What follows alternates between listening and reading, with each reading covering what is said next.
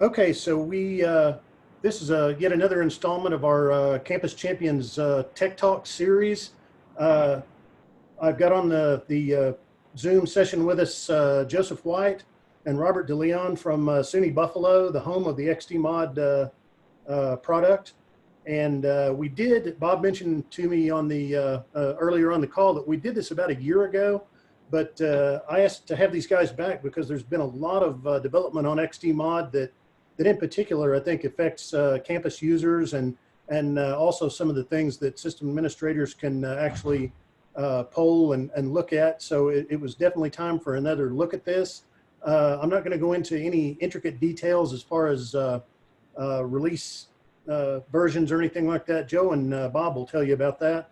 But there are some definite updates to the product, and we're anxious to bring this to the user community of the champions because so many of us are responsible for managing and maintaining resources on campus and making those more efficient and more usable to our communities. So without further ado, I'm going to go ahead and hand over to Bob DeLeon, and he's going to give you kind of an intro to the project. Bob?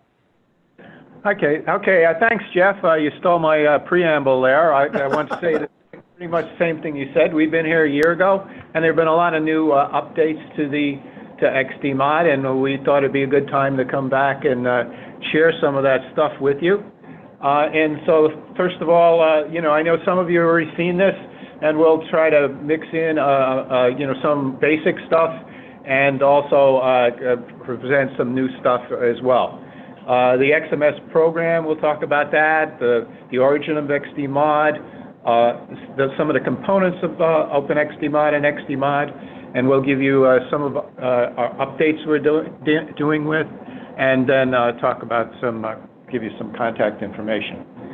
So basically, to go back to the ABCs here, XDMOD is a comprehensive tool for HPC management, and by that we mean it gives you information that allows you to tell what's going on in your cluster and in your center, what your users are doing, and what they're up to.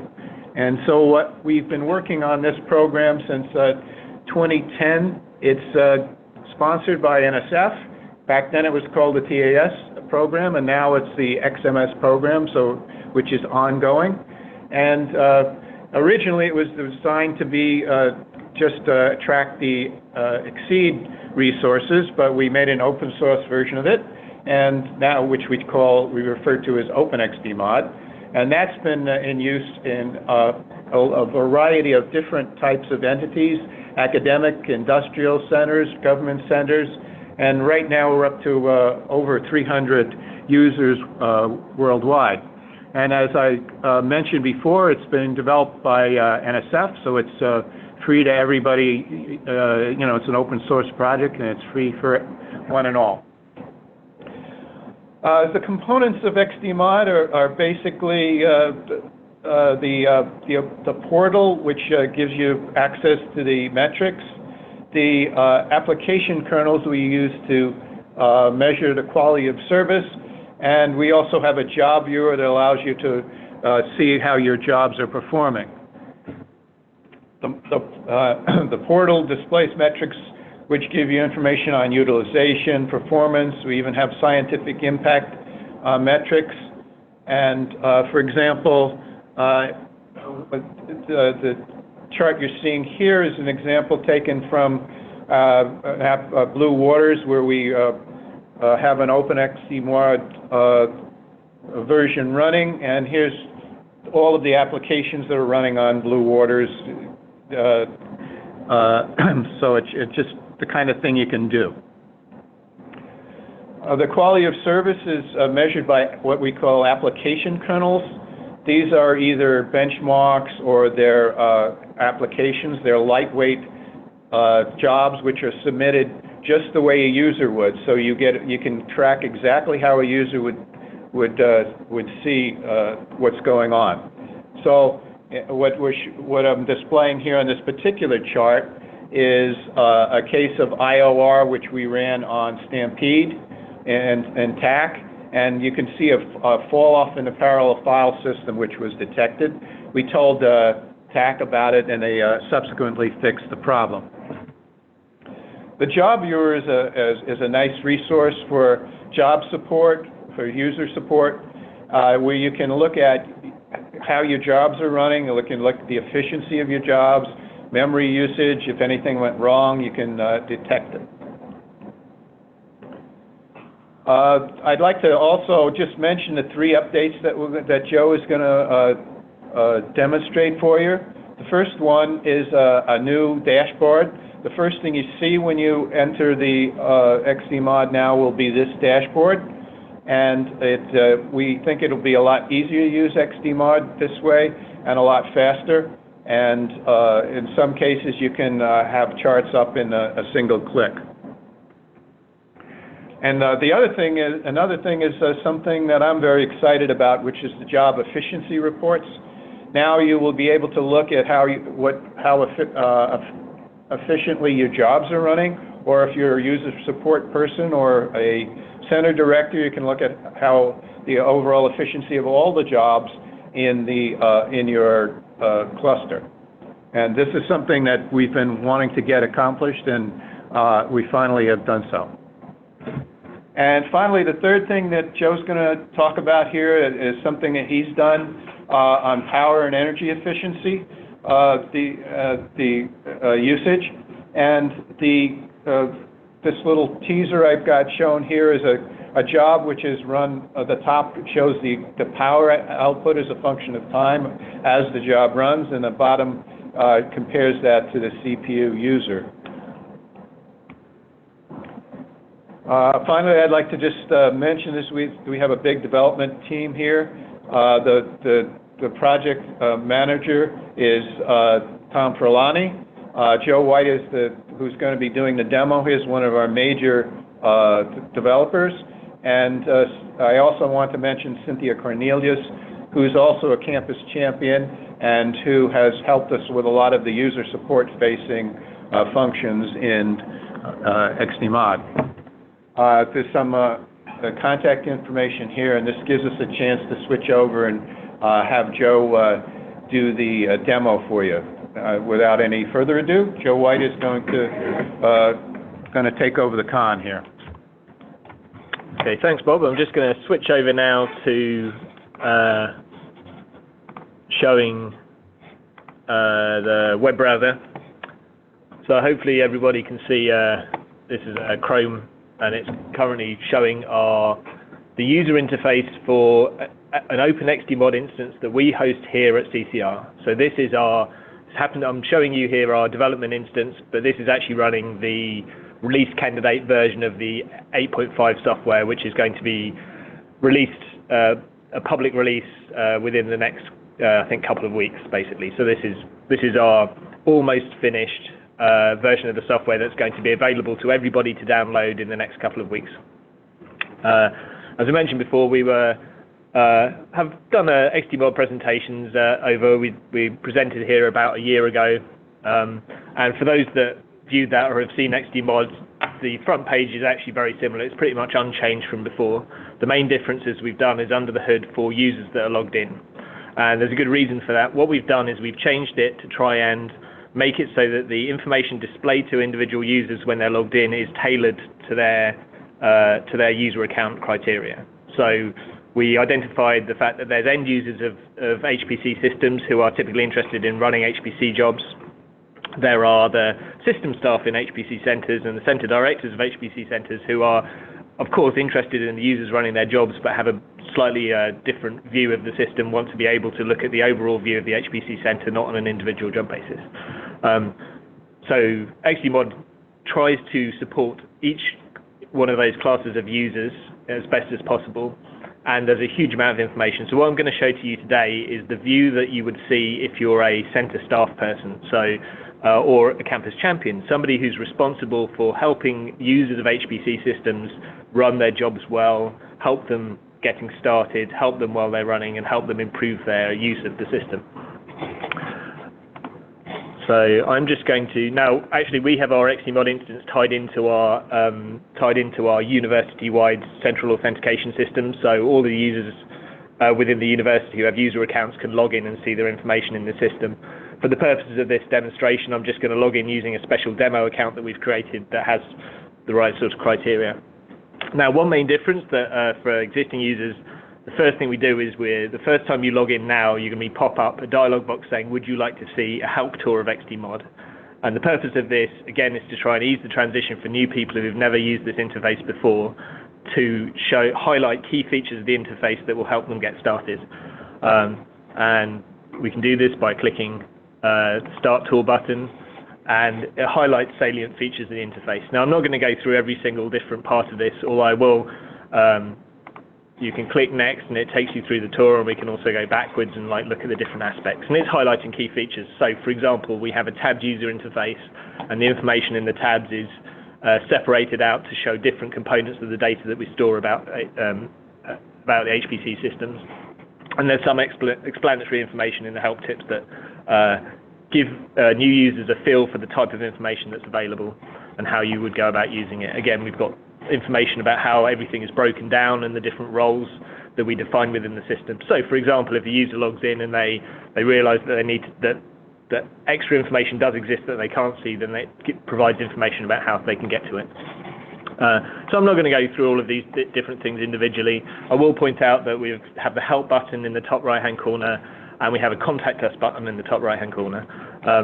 So both of those things, the help will take you to the user manual, and the contact us will, on a site-wide configure basis, you can configure it to either send an email to your admin, but it also contains information about how you can contact us to get help. As Bob mentioned before, this is NSF-funded project, so it's free at the point of use for the wider community to be able to use, and we have staff that spend a lot of time here who do answer support tickets, and we do try and follow up and make sure that people's questions are answered and we're available. So we can finish, end the tour, and then we're into the main interface. So this is what you would see if you had a center staff privileges in the system. So this is we think about this as somebody who's working in the HPC center, is interested in the smooth running of the HPC center, and also providing support to users using the system. So just to show a couple of the main things, so what we have is we have a few thumbnail charts across the top, which are pre-configured with what we think are useful pieces of information about the current running of the system. So it's currently showing a time range of what's been happening over the last 30 days. You can actually change these and view different time ranges, but we're defaulting to something that's pertinent information for recent usage of the system. And we have things like the utilization. So if I just click on the thumbnails, it brings up the utilization. So you can see actually we're actually showing quite low utilization at the moment, but there's a good reason for that because we've recently had a downtime. We can look at the top users of the system. So as I say, if you're supporting multiple users of the system, you can see who's actively using it. In this case, we're showing an XDMOD plot that shows the number of jobs, the total number of jobs run over the time period as the red dots, and then the total number of CPU hours consumed as the blue ones. And then we can see that this top user here by CPU hours is running lots of big jobs, but we have a person here who's consuming far fewer CPU hours but having lots of jobs, so they're running lots of small jobs. That information, again, is readily available to you, so you have a feel for the overall usage of the system. Now these charts, this is the staging point, so now you can actually, if you would like to, then you can go in and you can edit this chart by clicking in the Open in the Metric Explorer, and it takes you to our existing Metric Explorer interface, which is a comprehensive interface for doing complex charting in XDMOD. The idea is that it's available on the front page and it takes you straight there. Chart loads in the Metric Explorer, and you have access to all of the very complex advanced features of XDMOD for charting and displaying this information and slicing and dicing it in different ways. Now, there isn't really time here to talk in detail about all of the different capabilities. Just highlight a few of the different things. There's advanced filtering, so we can filter the information via a huge number of different criteria. You can add any piece of information that's stored in XDMOD to the plot to be able to show different types of data against each other and to compare and contrast it. And we have a large amount of data available collected in XDMOD. In this case, from our instance, we have information from our job accounting information from our HPC resource. We have performance information from the performance metrics that we collect on the compute nodes. We also have data about our storage systems, so quota information from our parallel and network attached storage systems, and then we also at CCR have a OpenStack infrastructure, so virtual machines in the cloud, and we have information about those as well. And all of that data is available, well, to anybody in XDMOD, but specifically for our center staff to be able to view quickly and easily see different things. Now, I'm not going to go into great detail about showing how to create plots in this interface for the purpose of this demonstration, but if anybody's interested in further information, then we'll provide contact details at the end of the session, and we can either provide you access to the relevant documentation or maybe arrange a different session. So I'm just going to go back to the dashboard tab again, and let's talk about the new job efficiency piece. So this is a new piece of work that didn't previously exist in XDMOD, but what we've done is we've made use of the existing information that we already have been collecting in XDMOD. So we've added the ability to categorize HPC jobs based on any number of criteria and define them basically as either using the HPC resource that was requested or not using the resource even though it was requested. Roughly speaking, what you're seeing here, and this is all configurable, but the default values that we're shipping in the 8.5 software and what you're looking at here, we've basically said if the user requested a fixed number of cores and a fixed amount of memory, are they using those cores, are they using that memory in their HPC job? And if they're using above a threshold criteria of the memory and the cores, as measured from the performance on the compute nodes, we'll mark that job as inefficient, and if they're not using that, then we'll mark that job as inefficient. So the display that you're looking at, it breaks down and it's defaulting to breakdown by individual users of the system over, in this case, the last 30 days, the ratio of the jobs that they've run categorized in this manner by either inefficient or efficient. So as you can see, and there's paging interface, so we can actually, this shows all of the users of the system and it ranks them by default by the number of inefficient core hours. So this guy at the top has run about 67,000 core hours of jobs over the last 30 days, where we've ranked those jobs as not using all of the resource that he's requested. Although overall, he's clearly a large user of the system, and most of the jobs have been ranked as inefficient. So this is, again, from the point of view of a center support staff person, it's good to have this information available to you. But probably in this case, this user probably knows what they're doing, but occasionally is running some test runs which are failing out. If we go a little bit further down the list, we have a user here whose almost all the jobs that they've run are being classed as inefficient by our categorization algorithm. And although it's not a heavy amount of usage, it's still a non-trivial amount of usage. That in our case, we're an oversubscribed HPC center. We want to try and maximize the overall usage to benefit all of the users in the system. So this is just a quick at-a-glance display that allows you to see it. There's a few things on this. You can change the grouping by PI, so now we can group this information by the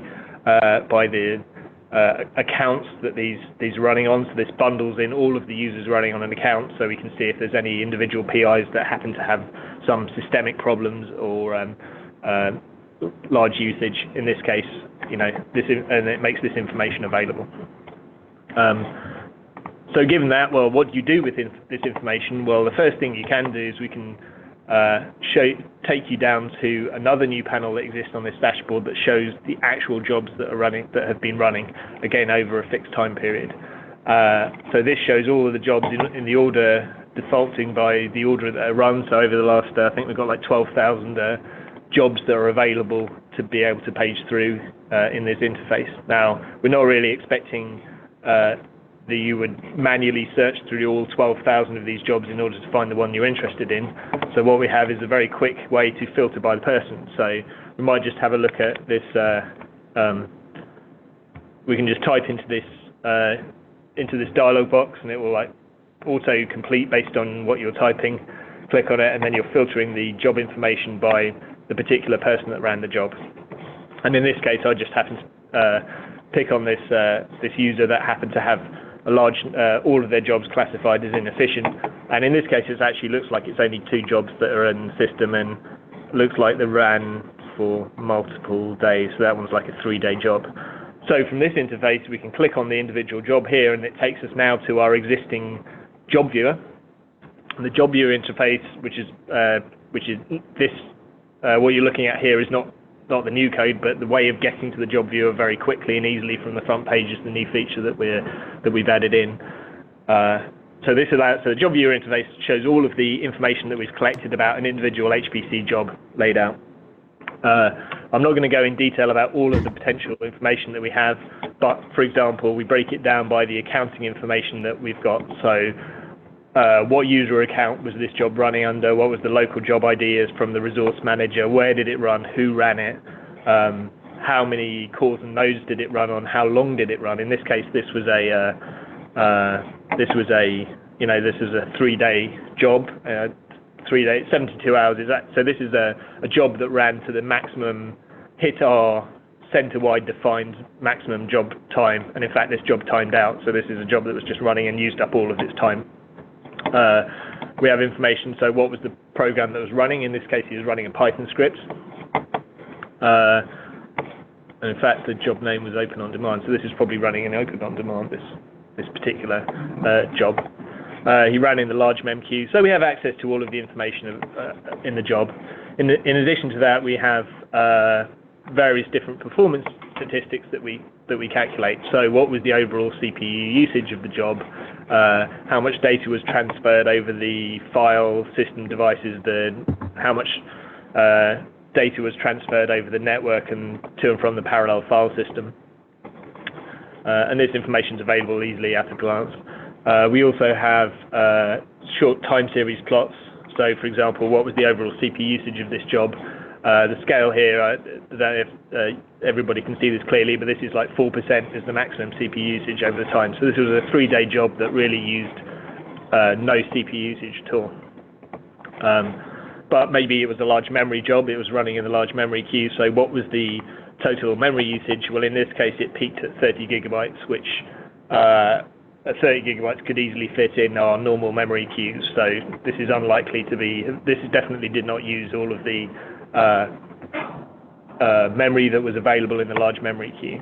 So those 2 criteria in this case was the reason why this job was classified as inefficient. And then we can see, well, it looks like, I don't know, something, the information in this interface doesn't tell you necessarily what went wrong. You still need a human in the loop to be able to go and look at this, interpret it, go and talk to the user, see how they can be helped. But certainly the benefit of this is that it gives the information straight away, very quickly, at single clicks to get to where it is, to give you the background information that you need. Just go back to the dashboard and maybe just point out a couple of the other features that we've added in order to assist new users of the system. So on the top right of all of these new dashboard components, we just have a little help icon. When you click on that, we've tried to improve our help. So dialog box pops up, a brief description of the component and highlighting the salient features of the interface. So some of this stuff I've actually showed you by demonstrating it. So there's a search box here that you can use to filter by person. When you click on an individual row in the thing, it takes you to the job viewer. There's the color-coded display on the right, showing the overall CPU usage of the job if it's available, and then paging controls in the diagram. But for each of the different new components that we've made sure to add all this help information that hopefully will, again, make it easier for new users of the system to be able to get up to speed quickly and how to use it, and even for existing users of the system to familiarize themselves with some of the features that they may not have used before. So this dashboard has a few sort of nice features. If you'll typically find that you're interested in looking at the jobs display, usually you can actually move it up, move it around, and it will remember those positions. So next time you log in, it will be in the same location as when you left it last. So if you're typically find yourself just interested in searching for user information in this job panel, then you can get that, move that to where you want it to be.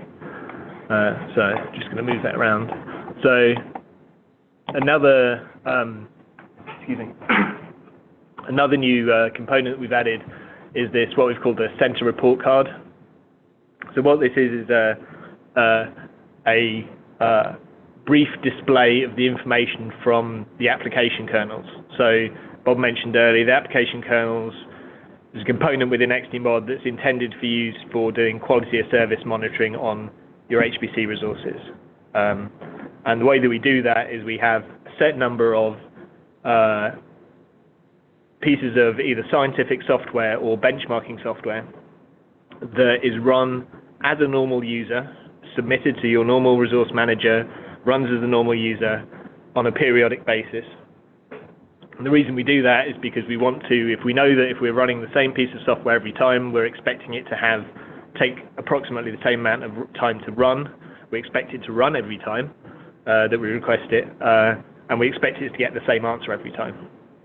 And this display is a color-coded display showing the results of the various different app kernels, that is software that we're running on a regular basis. I mentioned this is our development system, so the fact that there's lots of red in this diagram means that these things aren't running, but it isn't necessarily because our system's degraded, it's just because this is part of our test infrastructure. But it does demonstrate the different states that the software can be in. Now, from the point of view of somebody doing center support, why would you be interested in this? Well, if this entire panel is red and the application kernel software is set up and configured properly, chances are that means that there's something wrong with the center, not necessarily with the individual users. So if you're getting tickets from users saying, I can't run Enzo, for example, and you look at the fact that the test runs of Enzo are also failing, then that gives you, again, an additional piece of information that allows you to help your users of the system and help you do your job better. So this interface is just a scrollable interface showing all of the different runs that we do. And what you can do is you can click on this, and then this will click on a row in here, and then this will take you to the application kernel tab that shows detailed information. And again, we have a help button up here, so if you click on the help button, there's some explanation as to what you're seeing in this interface. So if we say look at the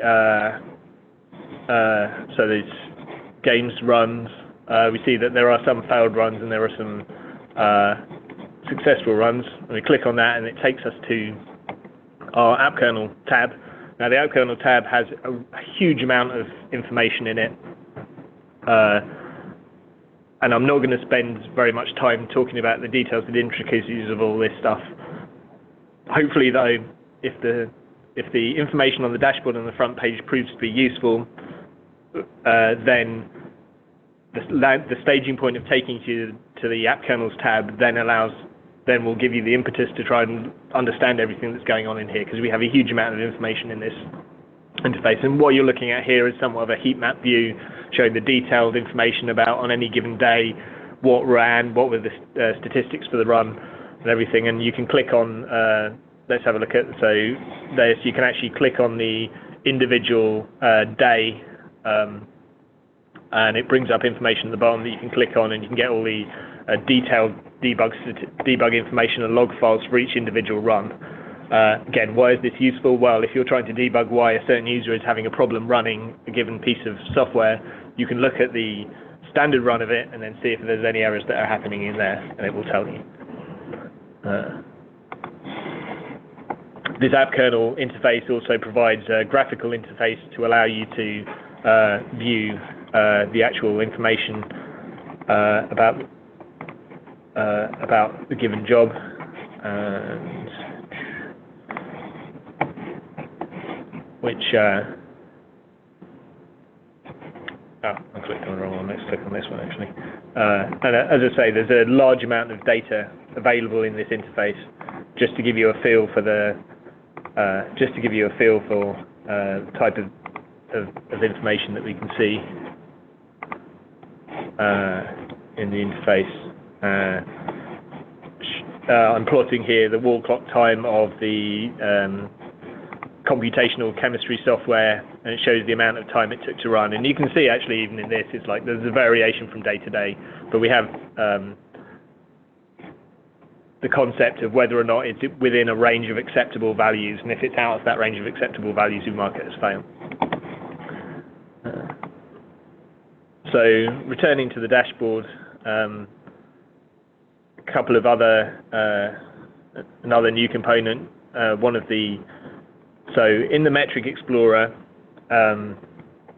which I showed you earlier on, which has the complex charting capabilities, you have the ability to save different charts in there. And one of the feedback that we received is that that's great, but then it's very difficult to find those charts again. So we just have a display in the bottom here that just has a list of all of the charts that you've created in the metric explorer, and you can easily click on them, and that will take you straight to the chart as you were looking at it.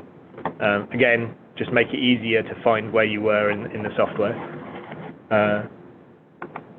One of the other things that capabilities we have in XDMOD is we have the report generator software. So all of the charts that you can create in XDMOD, you can save those, and then you can have those periodically sent to you in a Word document or a PDF file via email. And all of the saved reports in the interface are also available just on the front page to allow you to take you straight to the report generator page. So here we go. I just clicked on the list there. It takes me straight to this report generator tab, and it loads up the individual chart that I had created in the system. And if I want, I can download the PDF and view it. I'm not sure. Okay, so that's going to show it in what's its name.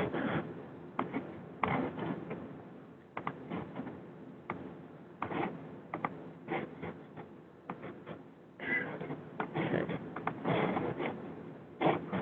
I'll just close this out, and then we can go back to the dashboard. So this dashboard is what you would see if you're a center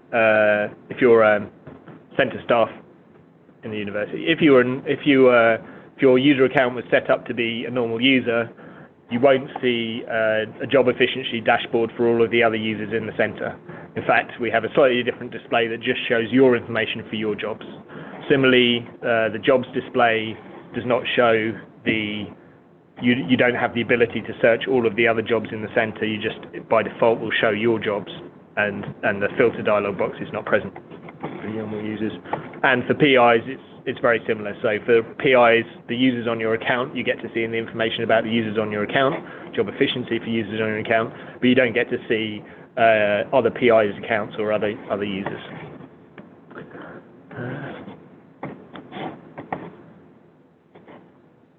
So the next new capability in XDMOD is the data export. So what we've done is we've added a new tab to XDMOD that called the Data Export tab, that allows bulk export of the raw information from the different data sources we have in XDMOD. And this is really aimed at researchers computer scientists, researchers who are interested in looking at the raw data in order to do analysis on it. So, for example, if you're doing analysis on scheduling algorithms, you can download all of the information about all the job scheduling and use that in your simulation or whatnot. Or if you're doing analysis on energy usage of the system, then you can bulk download the performance data and get all of the energy usage of all the jobs if it's been collected, of course. So this interface is fairly straightforward. You have the option to select the source of information, which in XDMOD terminology we call the realm. So the jobs realm is the information that's sourced from the accounting data from the resource manager. You can select a date range of what data you want, and then an option for the export format. In this case, it's just either a CSV file or a JSON file. And then you submit the request. And I get a notification saying that the request has been submitted, and then I'll get an email when the request has been fulfilled. Now, the reason why we don't have this instantly is because these bulk data export things are going to be I/O intensive on the database. We don't want users to be running lots of requests to download large amounts of data, and it causes the interface to lock up because we're doing lots of I/O on the database. So the way that this is structured is that these are run as batch jobs overnight when the system is expected to not have lots of users logged in and using it, and then the data is then automatically saved as in a zip file on disk. They get an email, they follow the link in the email, and then can download the data that they requested. So yesterday, okay, so the one that I just submitted today is now showing in the list as submitted, pending, and then I'll get an email at some point when it arrives. Yesterday, I just went in, I logged in as this user yesterday, requested some data from the Supreme realm, and then 2 o'clock in the morning, I got the email saying your data's available. And there was a link in that email, but equally well, I can just go straight into this interface and then download the data. And then I will get in this case, a zip file that contains the CSV with all the information. I'm not going to open that up in here because I don't know if you can see that, but it's a 250 megabyte CSV file that contains all the detailed performance data that we have, that we've collected. So we're not expecting that this data export tab is going to be used on a daily basis, but it provides a feature that's been requested a lot from XDMOD, which is researchers trying to get access to the raw information in an easy way. Now, for different centers, you have the option to switch this interface on or off. So if you don't want people to be able to download the information, you can switch that off.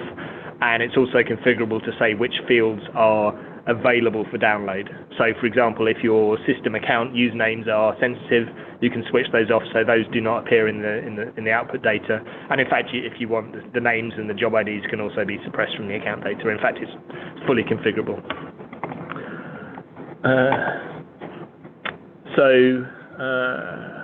Okay, so the other slight change that we've made in the recent XDMOD version is just adding some extra metrics to the system. So I've just switched back to our job viewer interface, and here's a job I prepared earlier that just to show off some of the new metrics we have in XDMOD. So we've added in power, the ability to display power usage metrics. In this case, this is collected from our center. We are running the PCP software, which is collecting the information from the IPMI, DCMI interface on the compute nodes, and then we're storing that information and making that available in XDMOD for every job where the IPMI interface is available on the compute nodes. So in this case, what we're looking at here for this job is the overall average power of the compute nodes over time. This was a 2-node job, which is the reason why you're seeing 2 lines in the plot here. And you know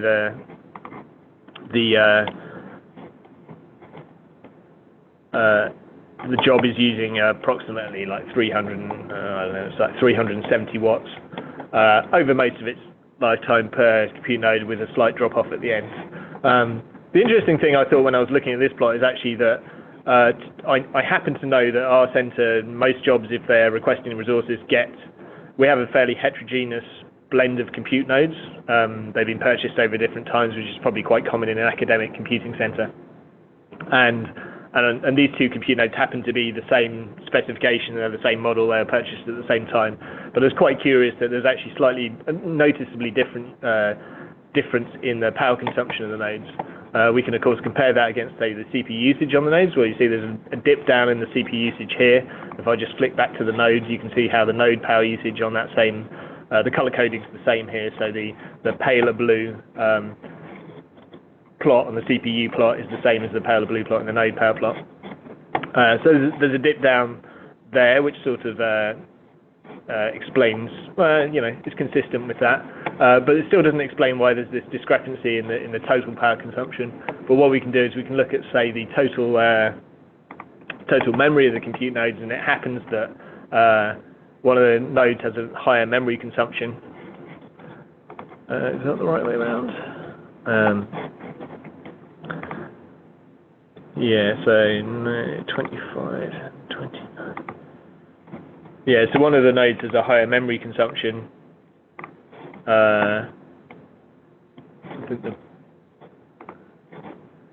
Yeah, so the memory usage on the light pale blue node is slightly lower than the memory usage of the black node, which I suspect that actually, because we know that the dominant reason for energy consumption on the compute nodes is the CPU usage and the memory usage.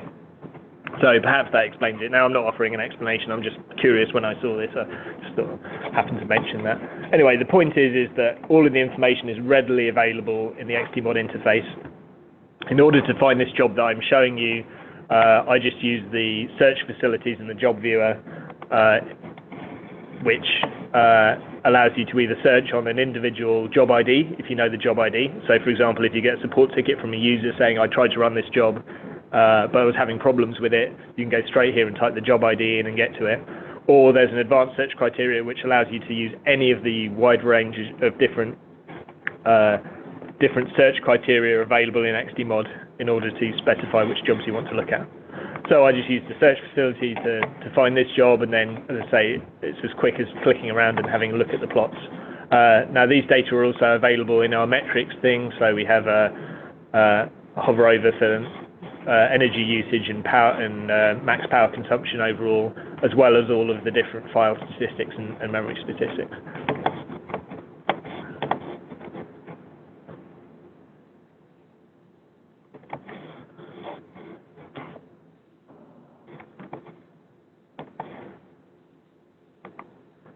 So I think that was about all I wanted to try and cover for the live demo. I wanted to just go back and bring up our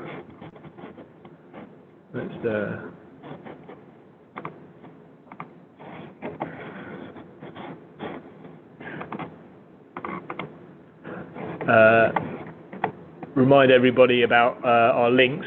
So as Bob mentioned before, the software is open source, so you can go to our OpenXDMOD. So go to the web page, which is open.xdmod.org.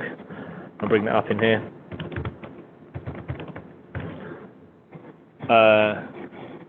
It's currently defaulting to the 8.1 release. What I showed you today was the 8.5 release, which is going to be, let's say in the next couple of weeks, it's going to be readily available for download.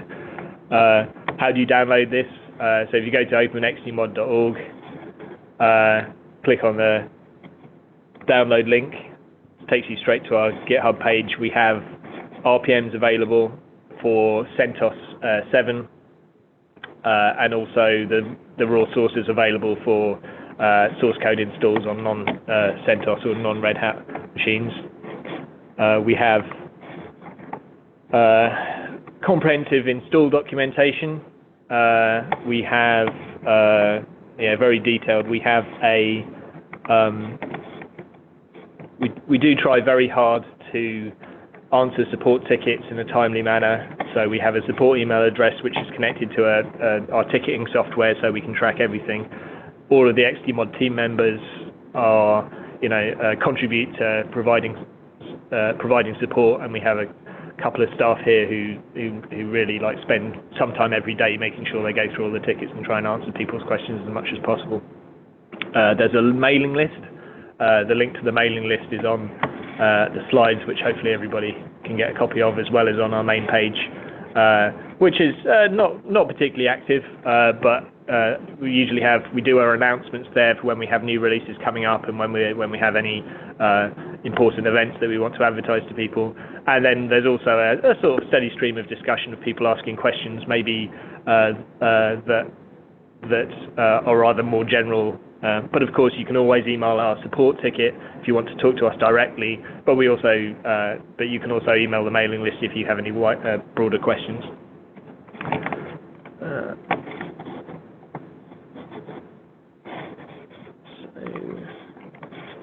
So I suppose now's a good time to ask if anybody has any questions. I'm happy to.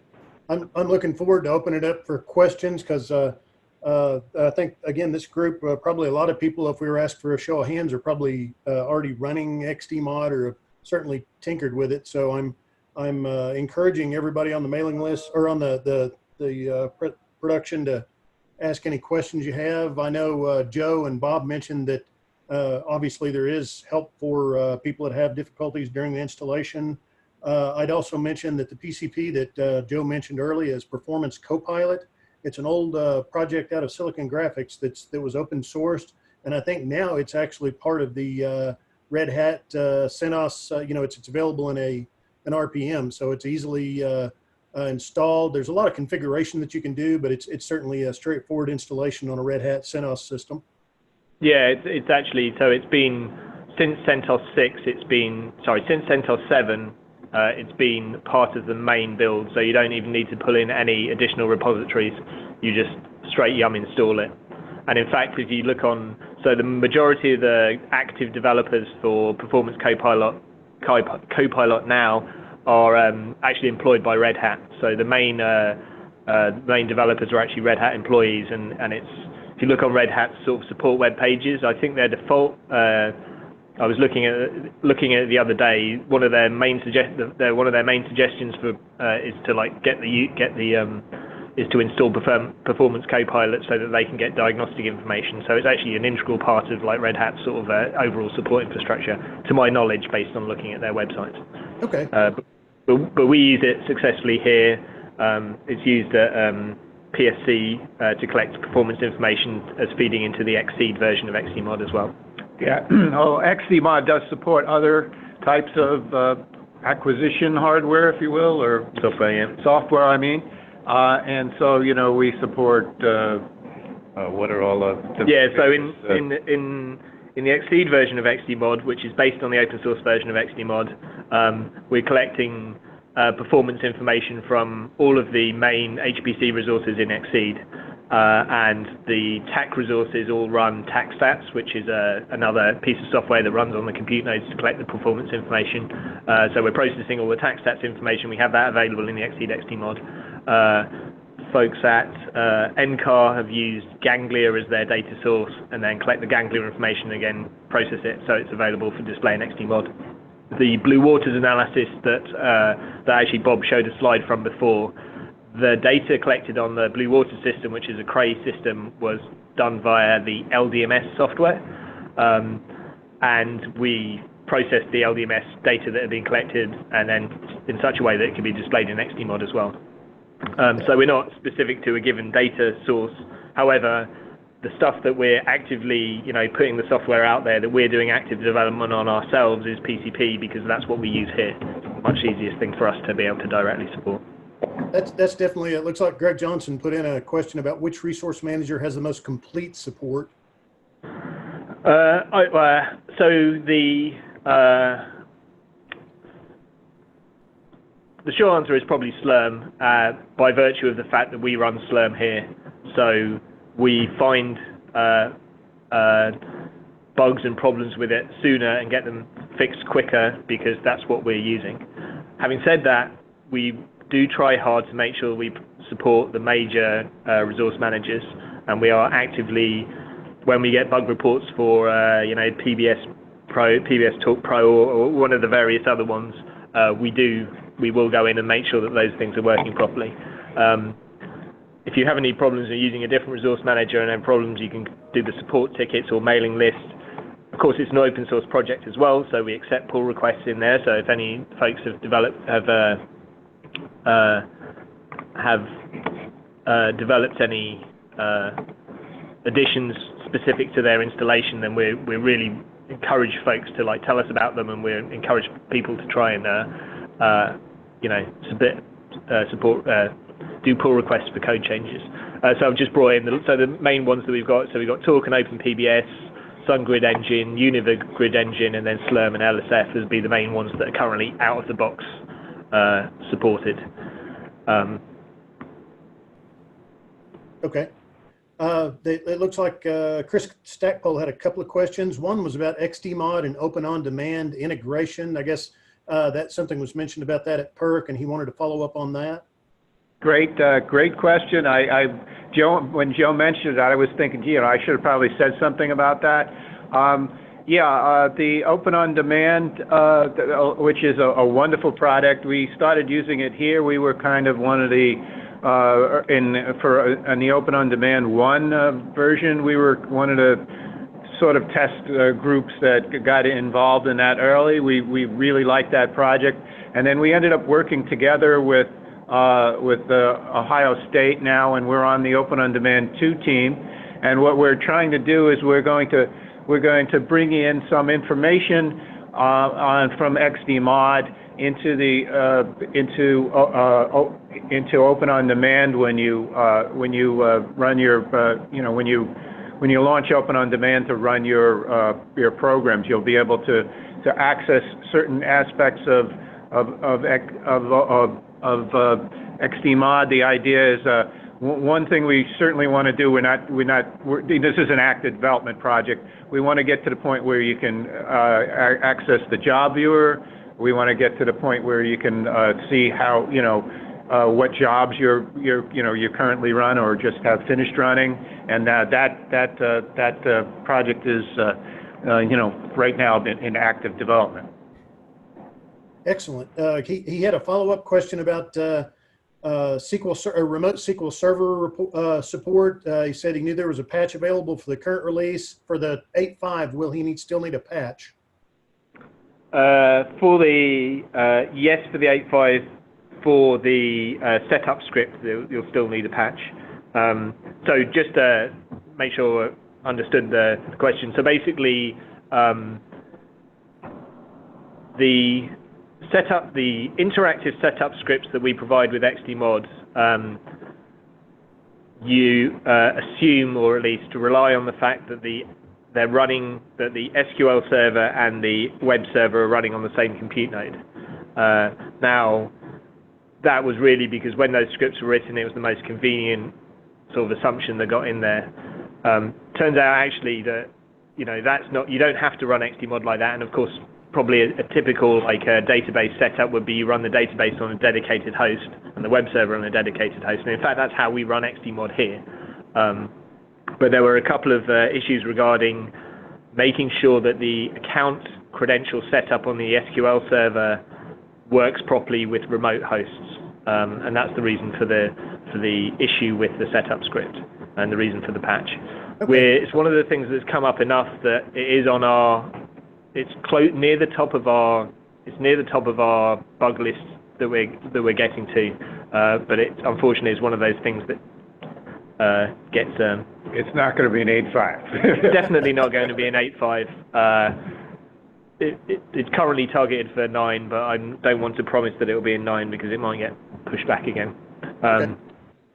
But there's no fundamental issue running XDMOD with a separate web server and database. That's how we run XDMOD, in fact. The only gotcha is that the interactive setup script that we provide that gets run once on initial setup doesn't handle the remote database part of it. And the workaround is that you have to manually run create the user accounts on the remote database and do the grant tables on the remote database. And we've provided instructions. So if you email the support ticket, we'll provide instructions for that. It might be in the FAQs, but don't quote me on that. I would have to double check. Okay. But it's a question that's come up multiple times. I think we've got 3 more quick questions. We'll try to cut it off right there because we're at the top of the hour. What component is driving the application information collection? I believe that's PCP for the most part, right? Yeah, so what you were looking at, I was presenting today, PCP is collecting the information from the proc file system in Linux, so the list of all the running processes. And then the script that takes all that PCP raw data and then converts it into the job record that you were looking at in XDMOD. There's a component in there that parses out all the executable information, filters by the executables that are running under the running for a given HPC job, and then there's a lookup that's done based on a database saying what executable matches to which community application. We also in the Exceed version have used Lariat, and then its successor, what's the successor? Xalt. Xalt, yeah. As the source of information as well. And in fact, the plot that Bob showed from Blue Waters, the source of information from there was the raw AP run logs. So Blue Waters Cray system, AP run was the task launcher, and it logged the full command line. So we parsed out the command line and then injected that into the system. So our overall processing infrastructure, we try our hardest to support multiple different data sources of information, then normalize it so it can be displayed in XDMOD. But what you saw today was PCP data source. Okay. On the PCP topic, one of the users asked, any plans to support version 4X of PCP? It will make maintaining PCP installation easier for us. Yes, there is. So that will, for the 8.5 release, we'll have that. So I have the main reason why the last release we didn't explicitly say 4.0 was that we weren't running at our center, so I couldn't. So we had no way of verifying that everything was going to function properly. We didn't want to say that this stuff works without actually being able to test it ourselves. Okay. So 4.0 is getting installed at our center in the next week, and based on user reports, I know it's all fine. There are no known issues with running 4.0 now. Just so happens that the RPMs, the binary RPMs that we ship are currently compiled against the 3.0 release, because I know that works and I can test it. But the next release that will come out will be against the 4.0 ones, the standard ones. It'll be the standard Red Hat supported ones, so 4.1.0-5 or something that it is at the moment. Okay. So you won't even need to. The last one, Joe, I'll hit you with is a loaded one, and I know we've discussed this before, but I don't remember the details. How do you get GPU metrics? We use the Gress function feature of Slurm, for example. Yes, so that was on. That's high up our list. It's not going to be in the 8.5 release, but it's bubbled up to the top of our things that we know we have to do. It's actually on there. I didn't show, but this is probably a good chance to bring it up. So we have a roadmap. My JavaScript blocking is let me just. So we have an XDMOD roadmap, and it should be on. That's on Trello. So it looks like track GPU usage is on the 9.5 release.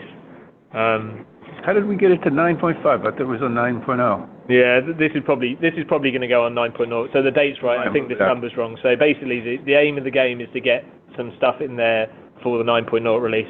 I'm the one that's supposed to keep that up to date, but.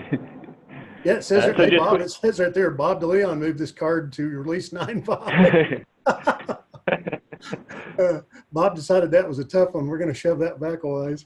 Yeah. But as you can see, so we've had actually, many people so lots of people have expressed interest in this, and it's something, it came up our users group meeting in Perk, and it's really on our radar. Yeah, this is let's try to move. We're going to move it right up there. Yeah, well, it's high profile, but that's a tough one to crack, because the proprietary nature of the GPUs and everything. There's not a super easy way to get at that data, so I can certainly sympathize with having to integrate that.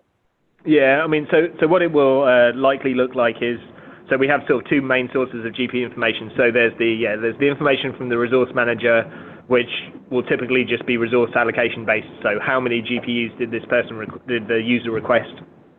And then we have the overall usage information. Now, actually, there is a NVIDIA PMDA for PCP, so a component for PCP that collects the NVIDIA statistics, and we do collect that here, and that goes into the job performance realm.